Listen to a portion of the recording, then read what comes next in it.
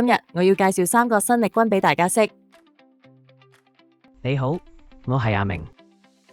歡迎光臨，我係阿芝。我沖嘅手調飲品好正㗎，要唔要試下？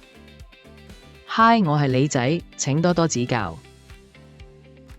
我哋3個有個共同興趣，就係超鍾意飲珍珠奶茶，所以我哋一齊開咗呢間明知你茶。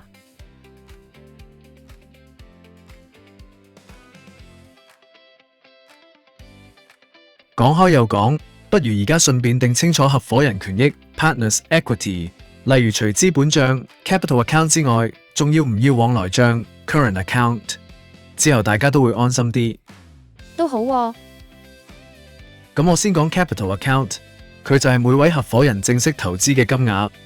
譬如我哋而家每人5萬蚊，就各自記入自己名下嘅 Capital Account。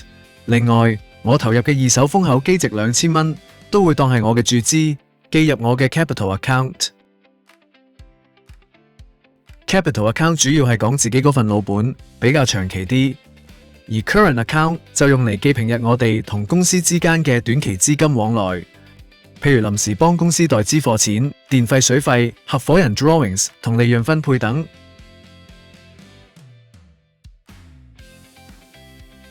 講起利潤分配，合夥企業可以選擇要唔要簽訂合夥協議 Partnership Agreement， 主要都係保障大家釐清返大家嘅權責同埋利益分配。會計處理上 Partnership Agreement 主要包括Capital Contribution， 我哋長期放喺生意嘅本金或 Non-Current Assets。Division of Profit or Loss。Interest on Capital， 事前講好年利率，出多啲老本，就有相應多啲利息作補償。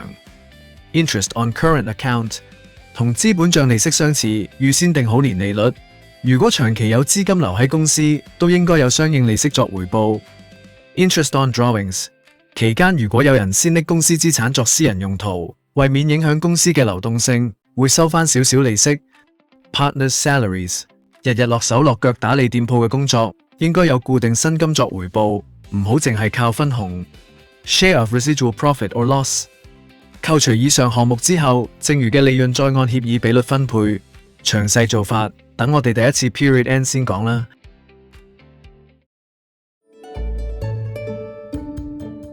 搞掂 BAFS，隨身學，隨心聽。